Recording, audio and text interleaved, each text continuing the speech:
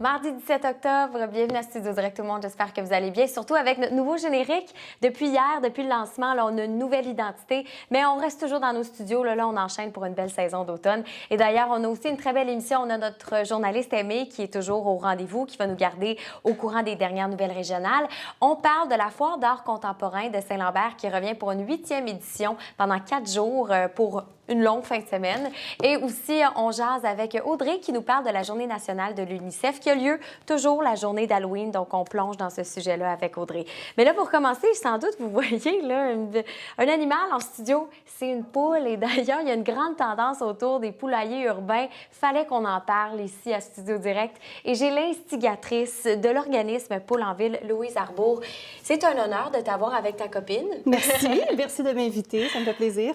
Et là, faut en parler parce que oui, c'est une tendance, mais pourquoi c'est intéressant d'avoir une poule chez soi, donc un poulailler urbain, carrément? C'est intéressant parce que les gens ont découvert que les œufs de nos poules en liberté ont une meilleure valeur nutritive. Alors, avoir des œufs frais, c'est vraiment la tendance et la raison numéro 1 pourquoi les gens veulent avoir des poules. Puis en même temps, ils ont découvert que c'était un animal de compagnie hyper intéressant, hyper drôle et puis très attachant. Alors, c'est les raisons principales pourquoi on veut. Et c'est ce retour aux sources, l'indépendance alimentaire en quelque sorte. Et il y a aussi vraiment, comme je disais, un phénomène, une tendance ces temps-ci où plusieurs municipalités suivent le pas. Ils sont capables de en fait, réglementer le tout pour avoir des poules chez eux. Mais pourquoi c'est une si grande tendance, là? Eh bien, c'est certain que quand une municipalité donne son aval, eh bien, il y a des citoyens d'autres municipalités voisines qui aimeraient eux aussi pouvoir bénéficier de ce droit. Alors, l'engouement fait un peu un effet domino ici au Québec depuis quelques années. C'est un mouvement qui a commencé il y a plus de 20-25 ans aux États-Unis et qui s'est répandu à travers l'Amérique du Nord et ainsi en Europe et en Australie également. Alors, il est très intéressant de voir que de plus en plus de villes s'ouvrent sur le sujet, assouplissent leur réglementation et je les accompagne dans ce processus, bien entendu. Et il y a plusieurs mythes à ce sujet-là. En fait, au sujet des poules, il y en a qui disent que c'est assez bruyant, c'est pas une bonne idée. C'est quoi les différents mythes qu'on retrouve, là? Alors, les mythes les plus populaires, qui sont les plus difficiles à défaire, les gens s'imaginent que ce ne sont que des animaux de ferme et que ça va prendre, par exemple, un coq, alors qu'on n'aura que des poules pondeuses, strictement, qui vont nous pondre des œufs. Et il n'y a pas d'odeur lorsqu'on maintient une bonne régie de notre poulailler, qu'on utilise les bons produits. Alors, déjà, en partant, on élimine ce mythe. C'est pas une ferme nécessairement. C'est pas une ferme, c'est pas une... Exact, on ne fait pas d'élevage, donc c'est vraiment un animal de compagnie pour nous. Et on a une relation de proximité avec cet animal, comme nos chats, nos chiens d'ailleurs. Et je vous dirais que dans l'ensemble, les gens vont trouver que ces poules-là leur apportent aussi une forme de bien-être. Ils se sentent plus zen. Alors, c'est une forme de zoothérapie aussi pour avoir des poules à la maison. Et c'est pas seulement, vous dites des poules, parce qu'on peut pas seulement avoir une poule, c'est déconseillé, c'est ça? Oui, ce sont des animaux qui sont faits pour vivre en groupe. Alors déjà, 3-5 poules, c'est pas beaucoup. Ils n'ont plus de coque pour les protéger. Alors, il faut à tout le moins leur donner la chance de vivre dans un petit cheptel de 3 à 5 poules pour qu'elles puissent exprimer tous les comportements inhérents à l'espèce. C'est ça qui est important parce qu'elles ont des besoins spécifiques à leur espèce. Et avant de parler des besoins, il y en a qui disent que c'est bruyant, mais c'est les coqs qui font du bruit, c'est ça? Oui, les coqs chantent le cocorico, bien sûr. Ceci dit, ça ne veut pas dire que les poules ne vont jamais s'exprimer. Après avoir pondu son œuf par fierté, elle va faire un petit chant, le petit chant de la poule. Ou si elle est apeurée et qu'elle voit un animal où elle se sent insécure, elle pourrait nous alerter par quelques petits cris. Mais ce n'est pas un décibel plus fort que la voix humaine. On s'entend, c'est pas comme un chien qui jappe, là. OK. Et combien d'œufs par jour on pourrait avoir?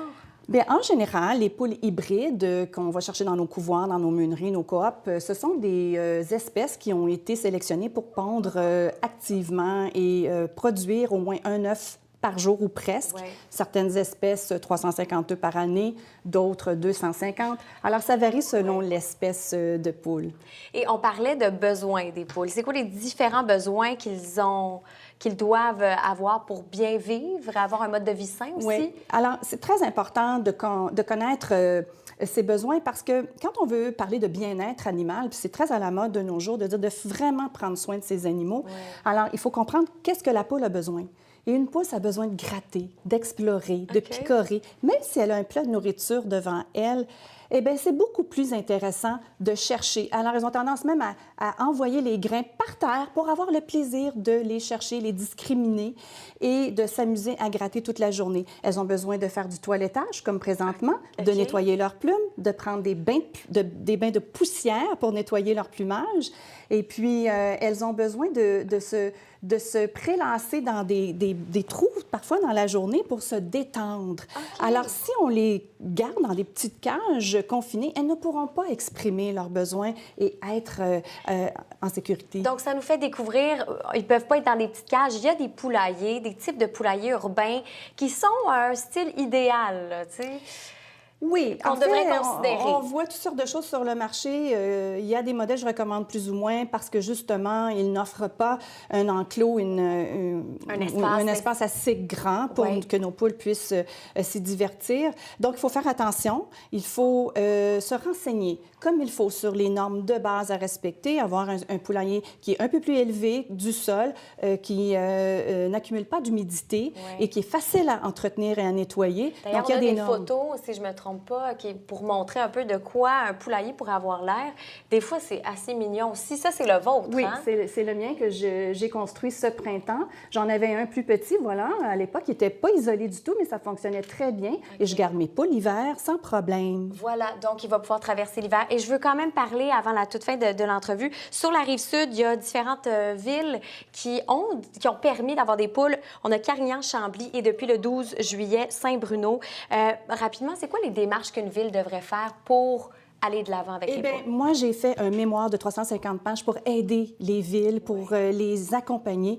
Je suis là, je leur donne des conférences, ils peuvent me consulter. Les citoyens aussi. Il y a des groupes actifs à Longueuil. Saint-Jacques-le-Mineur vient tout juste de passer une résolution à son conseil pour permettre les poules pondeuses. Ça va de l'avant. Longueuil, ça traîne de la patte, mais c'est un processus. Oui, c'est un processus. Alors là, c'est tout chaud et puis j'espère qu'on va avoir un bon résultat fin 2017, début 2018 avec ce groupe-là. Absolument. Donc, c'est le fun. On a plus d'informations sur les poulaillers urbains et notre belle petite poule qu'on a eu la chance d'avoir. C'est Juliette, en passant. Juliette, qui est magnifique. Avec des beaux œufs. Avec des beaux œufs qu'elle a pondus ce matin? Oui, elle a pondu celui-ci ce matin. Ah, d'accord. Merci beaucoup, Louise. Bienvenue. Merci. Donc, poule en ville et on peut avoir tous les détails au tvrs.ca.